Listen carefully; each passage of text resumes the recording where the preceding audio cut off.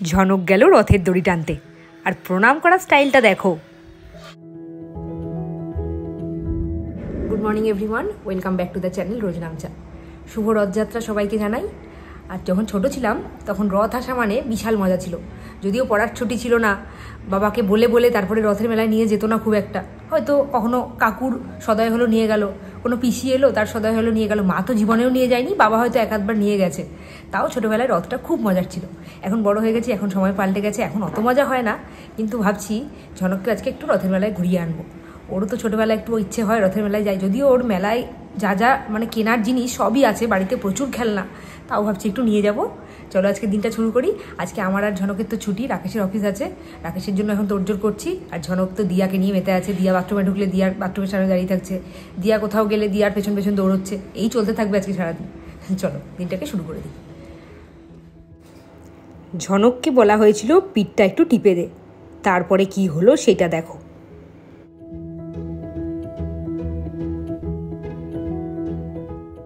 ও তো পিঠের ওপরটাকে ভাবছে ফুটবল খেলার মাঠ, ঝাপা ঝাপি লাফালাফি করেই যাচ্ছে। এই করতে করতে কতবার যে পড়লো তার কোনো ঠিক ঠিকানা নেই।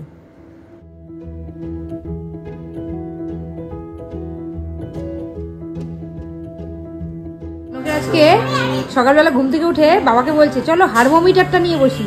এই যে হারমোমিটারটা নিয়ে বসেছে। বাবা এটা কি বলো? হ্যাঁ এখন তাহলে হারমোনিয়াম বলছিস কি? তখন তো বলছি হারমোমিটার। হারমোমিটার আর হারমোনিয়াম মিলিয়ে হারমোমিটার। বাবা এরকম করতে নেই। জনক তাড়াতাড়ি বসো, বাবার কিন্তু দেরি হয়ে গেছে। আমার দেরি হয়ে গেছে বাবা, তুমি বলেছো মানে আমি একটুখানি বসেছি, কিন্তু তাড়াতাড়ি করো। আজকে যেহেতু ঝনকের দিয়া এসেছে তাই সবারই আজকে কাজে দেরি। মানে আমিও উঠেছি দেরি করে, আর এই যে উনিও উঠেছেন দেরি করে। আর এখন ঝনকের বায়না ওকে গান নিয়ে বসাতে হবে। গান নিয়ে বসেছে ঠিকই, কিন্তু এই দেখো হারমোনিয়ামটা নিয়ে কোথা থেকে বাজানো শুরু করেছে। ছেলেকে নিয়ে রথের মেলায় যেতে হবে, জানো? তোমার কি একদম একদম রেডি থাক। যখন ছোট ছিলাম তখন সবাইকে রথের মেলায় নিয়ে যাওয়ার জন্য আবদার করতাম। একবার এর কাছে বায়না করতাম তো একবার ওর কাছে বায়না করতাম। কেউই নিয়ে যেতে চাইতো না। যেহেতু দুজন ছিলাম তাই দুজনকে বাবার বা মায়ের যে কোনো একজনের একার পক্ষে নিয়ে যাওয়া সম্ভব হতো না। আর বাবার তো থাকতো অফিস, মায়ের পক্ষে তো সম্ভবই হতো না। তাই জন্য আমাদের যাওয়ার আশা একেবারেই ছাড়তে হতো। কোনো বার হয়তো গেছি, তাও হয়তো বাইরের কারোর দয়ায়। আর ঝনক তো এখন না চাইতেই সব পেয়ে যাচ্ছে। কি মজা বলো তো ওর। ও কিন্তু জানেও না আজকে রথের মেলা, কিন্তু আমরা এদিকে প্ল্যান করে নিয়েছি ওকে সন্ধেবেলা নিয়ে একটু রথের মেলা থেকে ঘুরিয়ে আনবো। বাবা ওইদিকে অফিসে বেরিয়ে যাচ্ছে তো কি হয়েছে, দিয়ার সাথে ওর গল্প আজকে শেষই হবে না। রাকেশ অফিসে বেরিয়ে যাওয়ার সাথে সাথেই ওইদিকে বাজলো কলিং বেল। এসে গেছে পার্সেল। কি এসেছে একটু পরে তোমাদের সাথে শেয়ার করছি, দাঁড়াও। ছোটবেলা থেকে শুনে আসছি রথের দিন বৃষ্টি হয়, সত্যিই তাই কিন্তু কথাটা। রোদ কিন্তু উঠেছে এদিকে, তার সাথে বৃষ্টিও হচ্ছে। গাছের পাতাগুলো দেখে নিশ্চয়ই বুঝতে পারছো এই সবে বৃষ্টিটা একটু কমলো, একটু আগে বেশ ভালোই বৃষ্টি হচ্ছিল। ওকে কাণ্ডটা দেখাই। আজকে ওর পড়া নেই, স্কুল নেই, যেহেতু সকাল থেকে বেশ আছে। এখানে বসে বসে সে এখন কালার করছে। এই দেখো এটা কি রে? ইউনিকর্ন। আর আমাদের বাড়ির পাশে আজকে ঢালাইয়ের কাজ হচ্ছে বলে সকাল থেকে কান টান এখন ঝাঝা হয়ে যাচ্ছে। এই যে একদম ঘরের পাশেই কাজ হচ্ছে। আমার ননদের মেয়ের মানে ঝনকের রায় দিদির আজকেই বার্থডে। আমাদের তো ইনভিটেশন আছে, তবে আজকে না কালকে। আজকে যেহেতু রথ তাই জন্য অনেকেই যেতে পারবে না, তাই জন্য কালকে ইনভিটেশন আছে। কালকে তো সব কিছু শেয়ার করবোই। ওর জন্য কি গিফট কিনেছি সেটা তোমাদের সাথে এবার শেয়ার করি। একটু আগেই দেখলে অনলাইনে এলো পার্সেলটা, এবার তোমাদের সাথে শেয়ার করি।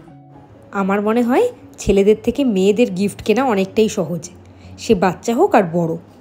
আমি তো একেবারে 100% শিওর ওর এই জিনিসটা দারুণ পছন্দ হবে।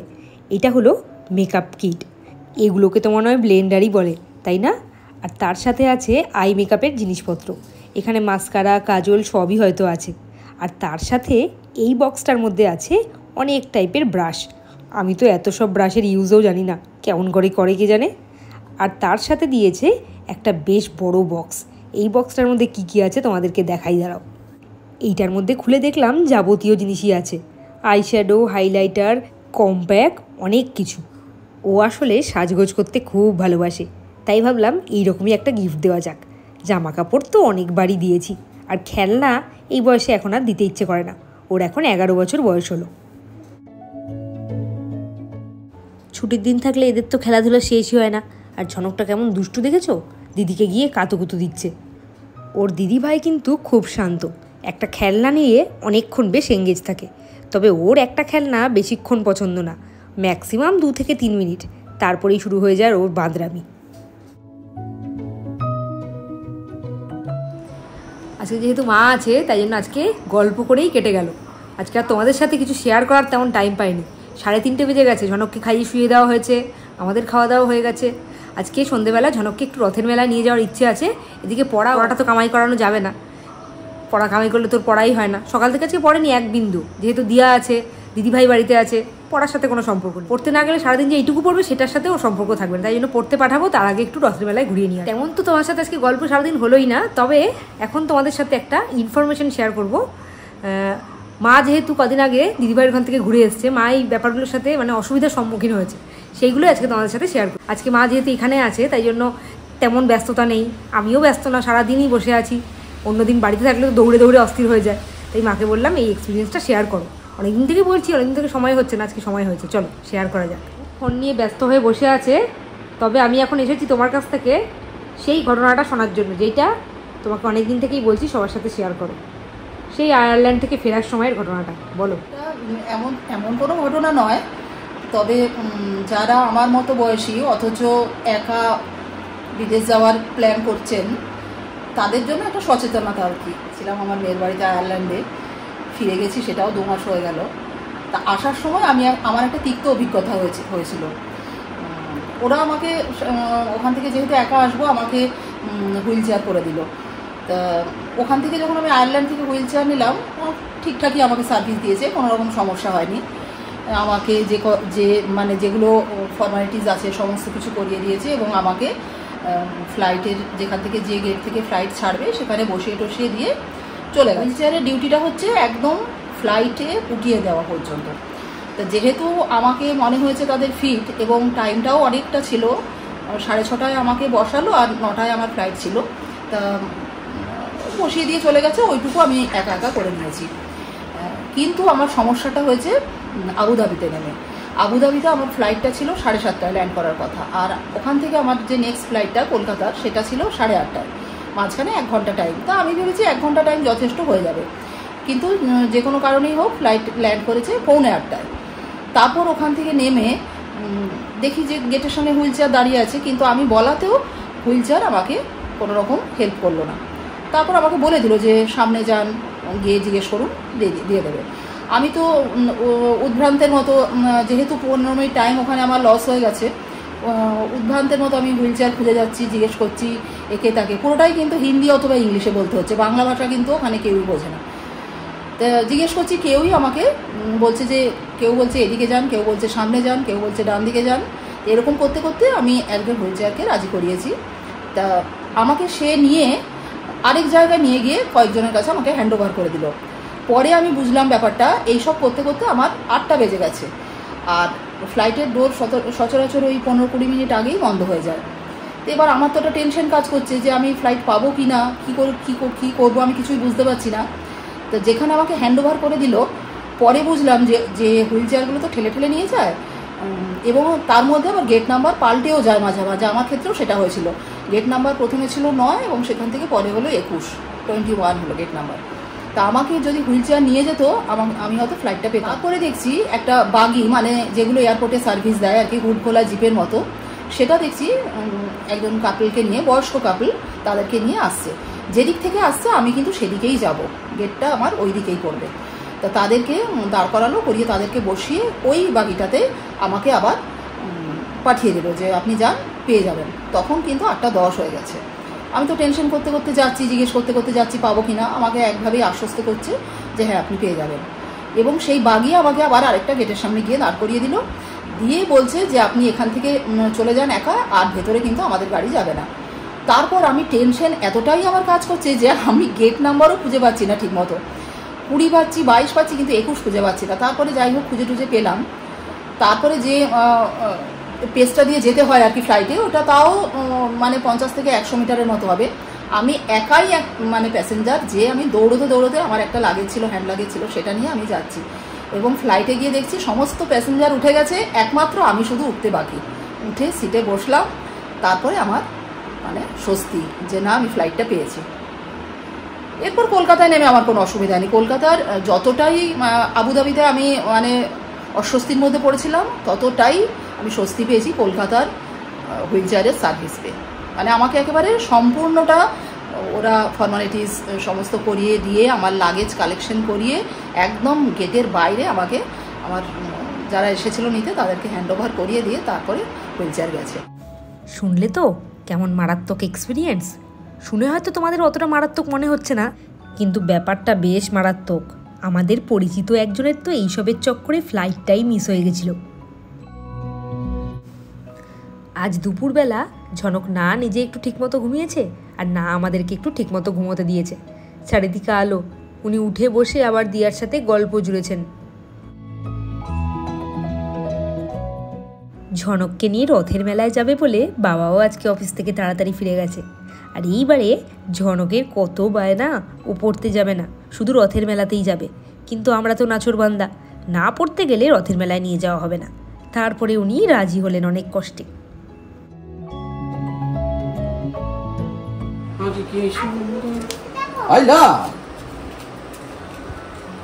আমার বাইকের তলায় যখন, মানে বাইকের চাবির তলায় যখন রয়েছে, তাহলে এটা আমারই টাকা। কার টাকা জানি না, নিয়ে নিলাম। এটা আমি ঝনক আর চেরিবেরির জন্য রথের মেলা খেলনা কিনতে দিলাম। আমার বাইকের চাবির নিচে রাখলে কেন? তোর ভাগের জিনিস নিয়ে নিচ্ছে দেখ। ওই 100 300 আর 100 টাকা তোমার। তুমি জিলিপি খাবে? তিনজনের 100 টাকা, 300 টাকা। তুমি কে সিং ভেঙে বাছুরের তলে ঢুকছো? দাও দাও দাও দাও, ওগুলো আমার কাছে থাকবে। আমি আমার কাছে থাকবে ওই টাকাটা, ওই টাকাটা আমার কাছে দাও, ওই টাকাটা আমার কাছে থাকবে, আমি সবাইকে কিনে দেবো। দাও না, আমি দেবো। দাও আমাকে, দাও আমি কিনে দেবো। দাও, আমি 300 টাকা দিয়ে দিচ্ছি তোমাকে। 300 টাকা? তুমি কে? তুমি 100 টাকা নিলে কেন? 100 টাকা আমার। কেন তুমি কে? বাচ্চাগুলোর সাথে তুমি কে?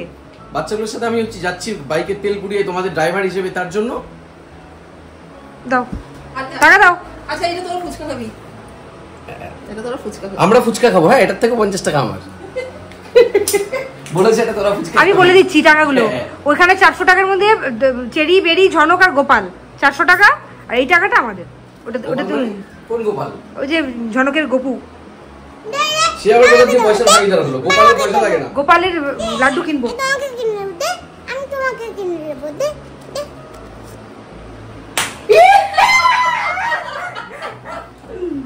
আমি যাবো না, যা ঝনক বাবার সাথে চলে যাও। এই সব মজা আমাদের সব সময় চলতে থাকে।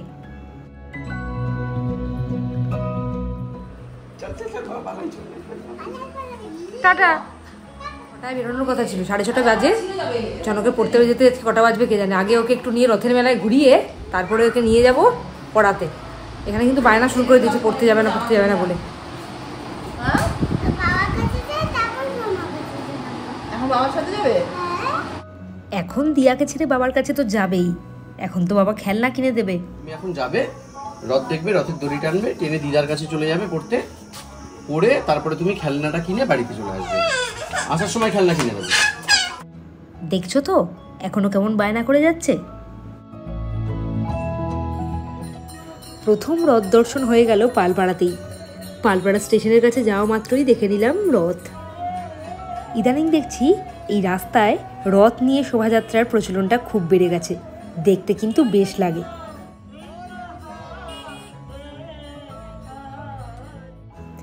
এইবারে এসে গেছি যেইখানে আমরা রথের দড়িটা টানবো। কি সুন্দর করে সাজিয়েছে না এই রথটা।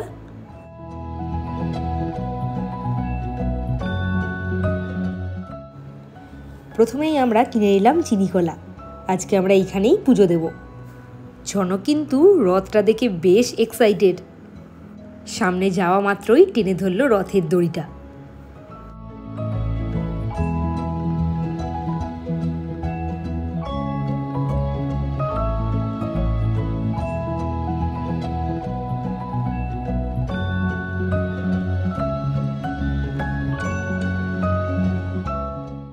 আমি দাঁড়িয়ে ওদের জুতো পাহারা দিচ্ছিলাম, আর ওরা দুজনে গেল পুজো দিতে। আমি বরঞ্চ ততক্ষণ তোমাদেরকে এই জগন্নাথ দেবের দর্শন করিয়ে দিই।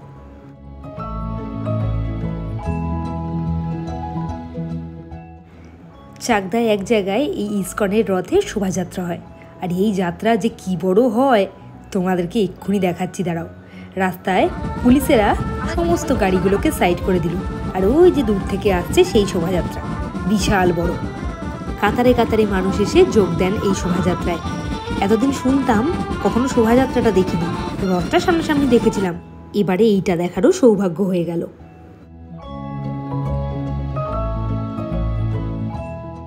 এই শোভাযাত্রা এতটাই বড় ছিল, প্রায় 10-15 মিনিট আমরা এখানে দাঁড়িয়ে ওয়েট করার পরে শেষ পর্যন্ত দেখা মিলল সেই বড় সাইজের রথটার।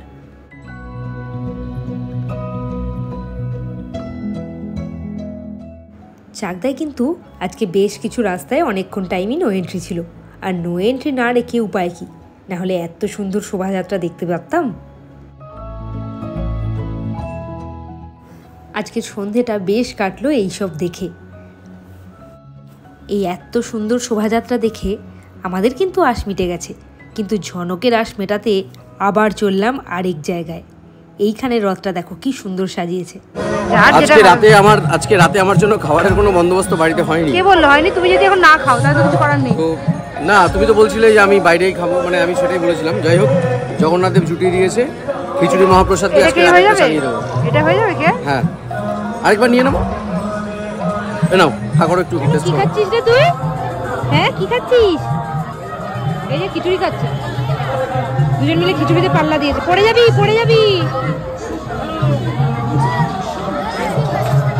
বলো জয় জগন্নাথ। আমি খিচুড়ি খেয়েছি টেস্ট করার মতো, মানে প্রসাদ যেহেতু। আমি খাচ্ছি মোমো, তবে এটা ভেজ মোমো, মানে এই কম্পাউন্ডে কোনো নন ভেজ পাওয়া যায় না, সবটাই ভেজ। পনির মোমো, পনির মোমো দিচ্ছে দিচ্ছে দিচ্ছে। আরে দেখো কি, হ্যাঁ খিচুড়ি দাও। ও খিচুড়ির অনুরাগী হয়ে উঠেছে, বাপের মতো, বাপকে বেটা, বাপকা বেটা।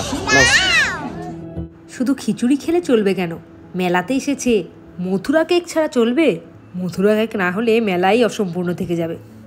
এরপর ঝনকের বহু প্রতীক্ষিত খেলনা কিনে ফিরলাম বাড়ি। চ চ চ।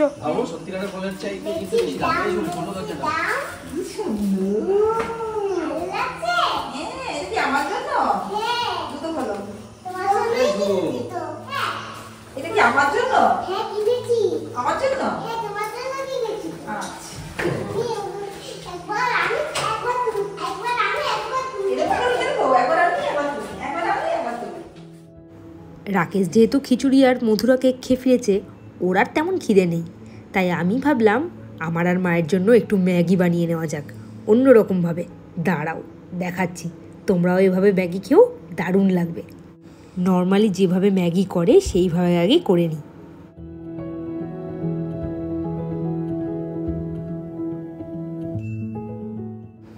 ম্যাগি জিনিসটা বরাবরই আমার খুব প্রিয়, আর মাকেও ভাবলাম আজকে একটু অন্যরকমভাবে খাওয়াই, আর তোমাদের সাথেও শেয়ার করি সেইটা। তোমরা হয়তো ভাবছো ম্যাগি তো করলো সাধারণভাবে, এর মধ্যে আর কি করবে, দেখো না কি করি। কি আর করব, একেবারে ভরে ভরে চিজ দেব, এই দেখো।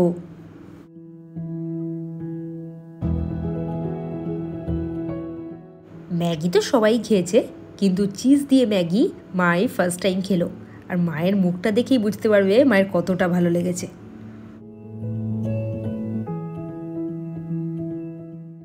বাড়ি ফেরার সময় একটু মিষ্টি নিয়ে এসেছিলাম, ভাবলাম রাত্রিবেলা খাওয়ার পর একটু মিষ্টি মুখ করা যাবে, যেহেতু রথের দিন। জিলিপিও কিনেছি, কিন্তু তার সাথে মিষ্টিও কিনলাম। আজ এই রথযাত্রার দিন তোমাদেরকে জানাই মিষ্টি মিষ্টি করে গুড নাইট। আজ তাহলে আসি, কালকে আবার একটা নতুন ভ্লগ নিয়ে দেখা হবে তোমাদের সাথে।